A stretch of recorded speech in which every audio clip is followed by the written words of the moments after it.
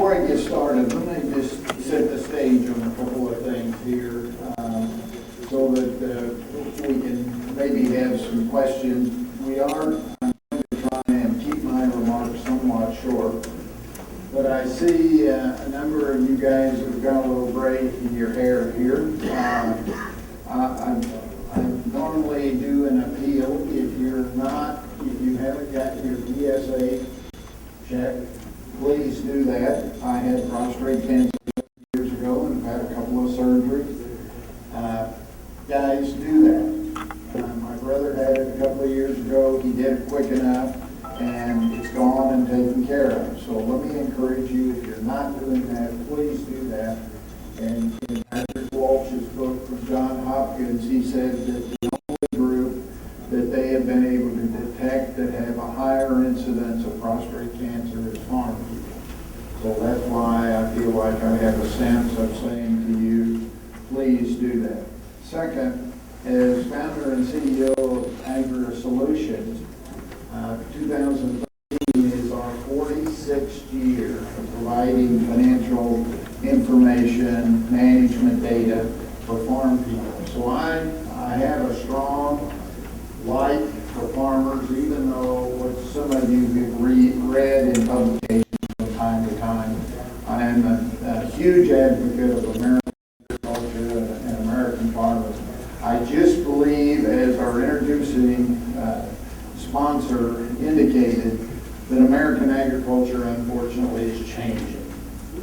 And as a result, we're faced with how do we stay relevant and how do we change to promote profitability, to reduce risk, and to ensure legacy in our operations for those that's important, and to build value in our business. So with that, let me talk with you a little bit because you asked me to focus on leases, and I'm going to do that from a solution standpoint because of all the data and all the farms that we keep books for and do their financial management and accounting, and I can help put that in perspective here for you. First of all, some of you know I maybe think just a little different than others, and the issue of cash leases is probably, in my opinion, getting ready to change.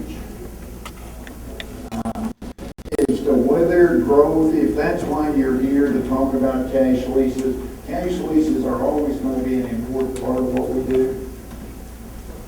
But cash lease prices are doing what? They're increasing, right? What we're doing is getting the profit out of cash leases. And as we build profit out of cash leases, what are the other alternatives? How do we continue to grow our business when, if that's what we want to do, and some people do and some people don't, but if you do want to grow, how are you going to do that? So I would suggest to you, you might want to be looking at some other alternatives for growth simply because of economics, not because of what Alan Lash says, but simply because of what's happening in economics. Now, let's start, and I'm going to flip through some of these really quick. Before talking to your landowner, you guys already know land characteristics, what you want, and that sort of thing. But there are some things as relates to cash leases or your business that I think is going to be more relevant as you get into moving your business forward. Because I personally believe that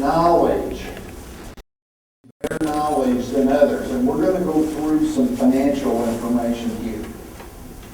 Some information that will help you begin to put in perspective maybe some options that you have and some things you should think about as you begin to prepare and whether you use cash leases or others. Peter Drucker, in one of his books, said that the individuals and organizations that make a commitment to knowledge are the people that will create wealth in the future. I really believe that, and it deals with the issue of how do we define and measure information. that puts us in a more favorable position than others. The data I'm going to go through with you later is managerial data, and hopefully I'm doing this. No, I'm just trying to get the pointer here. Anyway, there's over 300,000 acres of data in here, and it's broken down here. There's 183,000 acres of corn, 109 acres of soybeans, and 26,000 acres of wheat.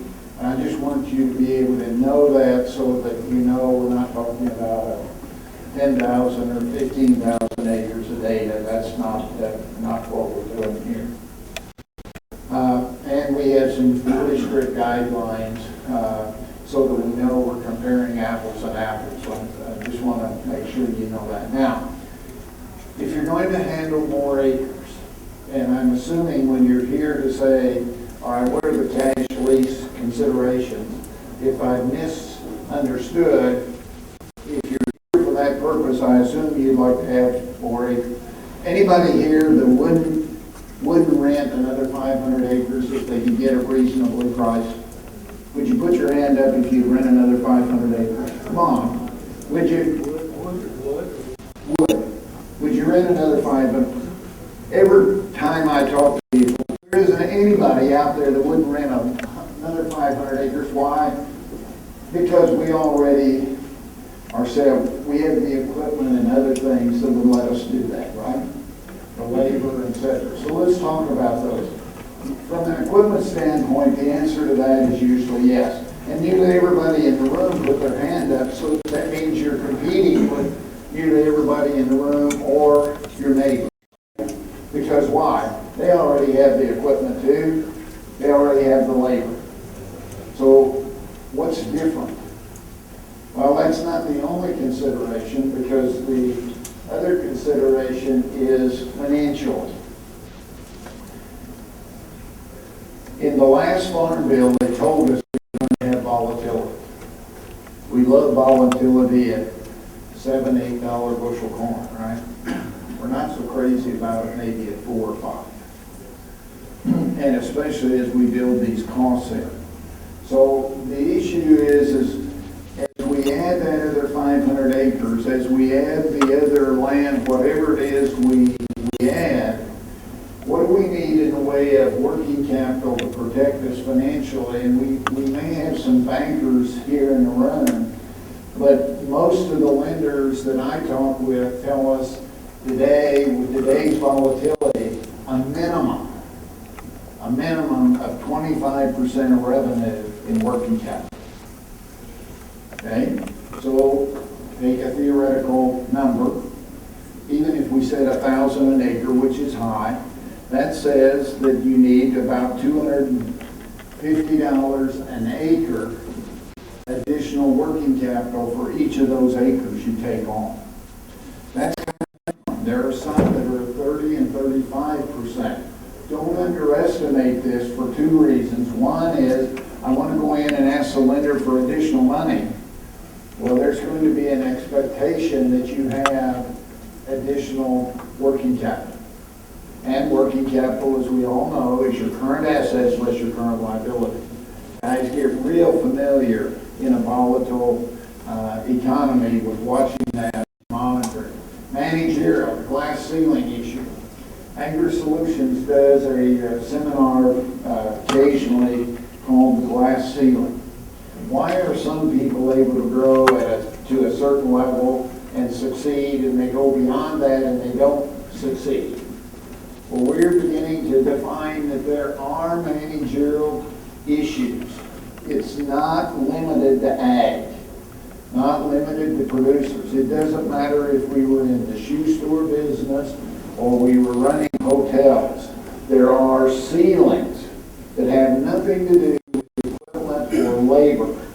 It has more to do with knowledge and management and process, which leads us to the final one, and that is control systems. Control systems are going to become, in my opinion, the key differentiator. This knowledge, process, control systems is going to become the key differentiation in agriculture crop production in the future. And if we had more time, we could spend a whole lot of time just on those issues and those issues alone. Now, next thing, 5-year plan. You're going to go out and add acres. At what speed? You need a plan. One of the companies I work with, we asked them to have a 5-year plan. And what is that? And what speed is that? Is it important to you? If we look around the country, we have operations growing anywhere from, well, 0 growth to 2 to 3, maybe 5% a year. But we also have operations that are growing at a compounded annual rate of 15 to 25% per year. Where do you want to be? And your answer to that is going to determine how I'm going to approach it. Are you wanting to put your plan where I just want everything close in? The only acres I want is what joins me, right? That's one alternative. Now we have operations that all over the country that are doing pods. They put 5,000 or 10,000 acres into a pod, and then they go to another location and they put that together. Or maybe it's 1,000 acres or 2,000 acres in these pods. And they manage the pods. Sometimes they manage them with separate people and separate equipment, and sometimes they use them together, using the same people and equipment and moving them around. But the management application of that, if you're moving in that direction and say you want to grow, then do I want to close in a pod, or am I willing to go 50 or 100 miles and farm from a central management center? The thing that we need to understand as producers is there are individuals that are using each of these different concepts. And understanding and defining it for ourselves helps us define the competitive issues and what we're willing to do with cash leases. Does that make sense? That's what we're trying to communicate. And then who's responsible for adding the acres and how are you going to manage it? So it's not only getting the acres, but how do we profitably manage it, and how do we profitably make sure that our production and productivity is high? So, next issue. And guys, I'm going to tell you this is controversial. I don't mean to be controversial. It's not why I'm here. But if you're going to grow acres, like it or not, you're going to grow corn. And you're going to have to grow corn on corn. Now, we have all of the conversation around rotation. Guys, I get it. And I like beans. It's just for the last 10 years when we look at corn profitability compared to soybean profitability, it doesn't make it. Now maybe you're different on that. And I hear our clients at AgriSolutions say, Alan, I'm different. Okay. Let's look at your numbers. They're usually not. I want to go back to knowledge. If you don't have the knowledge of your data, what your costs are, you're operating from the hip pocket. In today's world, I don't think we can. That's why we have to talk about the knowledge. This is corn profitability from 04 through 11. We'll be having the 12 numbers here pretty quick. And if you look at this on the other side, it's worked out about 99, about $100 an acre across the board every year, but there is volatility. And if you went back, could you go back one slide for me real quick? Just hit the P. That'll get you there. Sure. Didn't? All right. That's all right. Let it go. If you look, there's volatility. We'll look on the soybeans, and we'll see the soybean. Soybeans is next. Now we get to that. There we are. All right.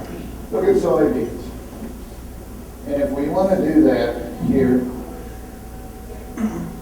see, corn, except for '09, corn is and has been more profitable. And if you look '07 out, we're looking at $140 to $170 per acre. That's after all costs. All costs.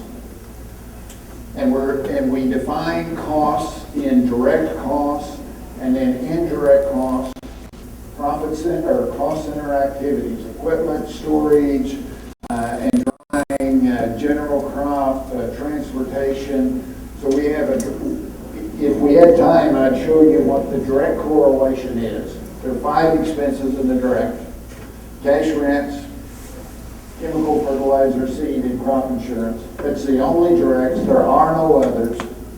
That was set by the standards.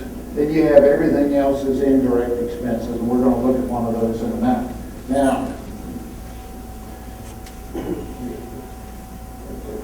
see, it doesn't stack up.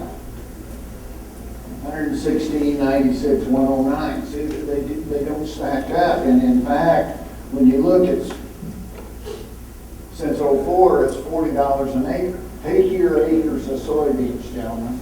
Take your average just on your piece of paper and assume that you're average. By the way, there's not one person in this room that's average, right? Every one of us is better than average. But if we took this room and took the numbers from this room, half of you would be better and half of you would be less, and there's more volatility than you think. There is $300 an acre every year in difference in profitability from the best to the bottom, has been since we started. $40. Take your number of acres of soybeans and take that times this $40. How many dollars of insidious loss have you had? It's not a loss because they made money, right? Because they make money. But I don't make as much. And that's why one of the contributing factors to why some people pay a little more than others for cash rent. Not the only one, but it is one of them. All right.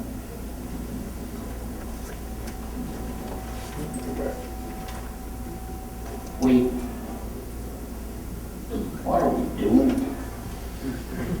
I don't get it. I don't get it. Now, I know there are some of you out here that plan it and love it, and you have other reasons for doing it, and it's okay. But even if I put double crop beans in it doesn't work financially. So if you're considering cash rents and competing with the cash rents we have out there today, we have a problem. Okay. I've got 5 minutes, so we're going to do that. I want to go back. One more. One more. The other way. Yeah. That just shows you the comparison of corn, soybean. And guys, these are 10 years of data.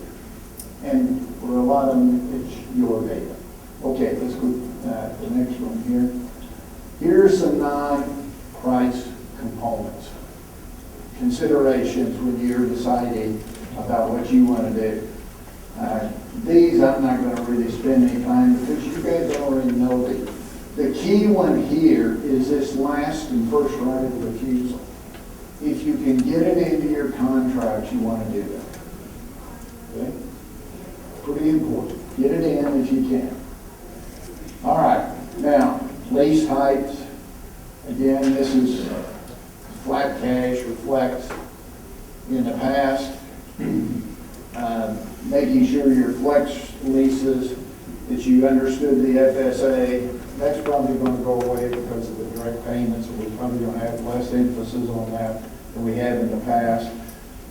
But there were some people that if they had been audited on their flex leases, they would have had some FSA issues. Just be sure you're clean on that so that you don't have it. Here's some determining cash rent going rate. That's about as worthless a piece of information as I know. Do you know anybody that is renting land today at the going rate? What does that mean? That is just worthless information. In the business world, it is referred to as local knowledge. What is local knowledge? It is something that is perceived to be true that is not. In other words, in this area, we can only pay $300 an acre cash rent. I guarantee you there's somebody in that area that thinks they can pay more. This isn't relevant. And that's a change for us. Competitiveness, determined by crop. What are you going to grow? And the result of that decision determines how competitive you can be. What are your financial objectives? How much money do you want to make? And then when you decide that, what are my costs? What are my non-cash lease costs? The 30-year average on cash lease costs, and this isn't my number, I just read it recently, 35 to 40%. You'd like to stay below that. Pretty good range for you to think about. And can you manage within that? And you got to figure out the difference between your fixed and variable, but the fixed and variable also has to do with what are my direct and indirects, and those are pretty key issues. And then your risk management. This is a huge issue in our cash rent considerations and our leasing considerations. How do we protect our revenue? Plan characteristics, I'm going to pass those because you guys already know what those are for you, and read that up, try and make up some time. This is one of the indirect expenses. Remember I told you there are 5 direct: rent, cash rent, insurance, fertilizer, chemical, and seed. One of the indirect is equipment costs. Equipment costs has more potential in American agriculture than any other area. Notice that we've gone from $96 an acre on average, this is the average of the 300,000 acres, to $155 an acre from Opal to That's what the average cost is for the average operation. The variability goes from about 65 to 70 at the bottom to over 300. Where are you? Not only where are you on the operating cost variability, but what is the cost of your asset, your equipment assets per acre? What should it be? Anybody want to hazard a guess? Anybody know? Equipment cost per acre. 275 to 3.25. I saw a supposedly good operation in central Illinois just recently, $780 an acre, and couldn't figure out why it was that. Equipment cost per acre. Can't do it. What's the norms?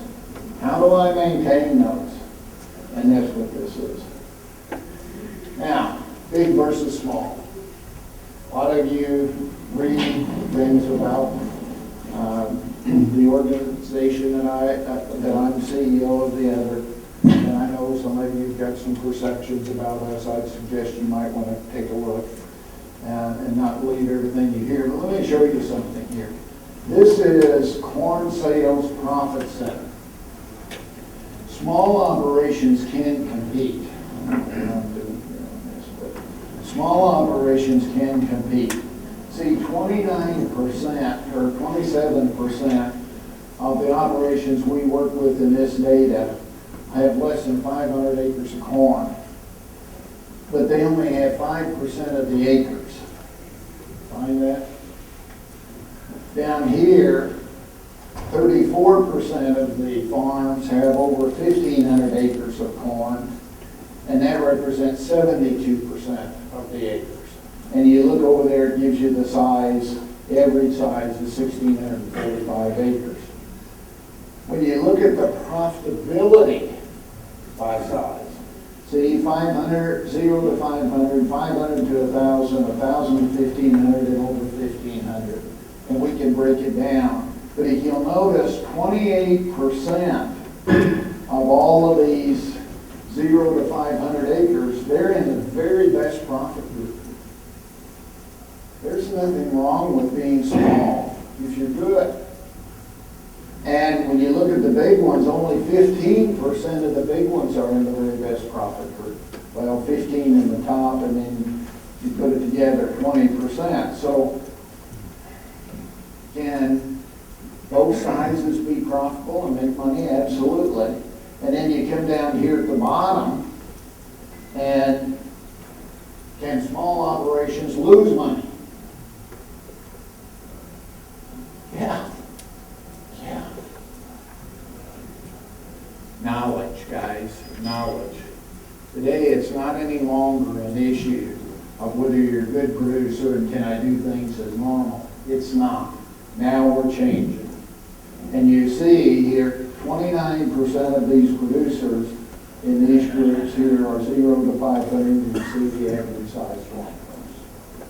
All right. Questions? Anybody got a quick question for Alan? Thank you very much. Thank you. Thank you.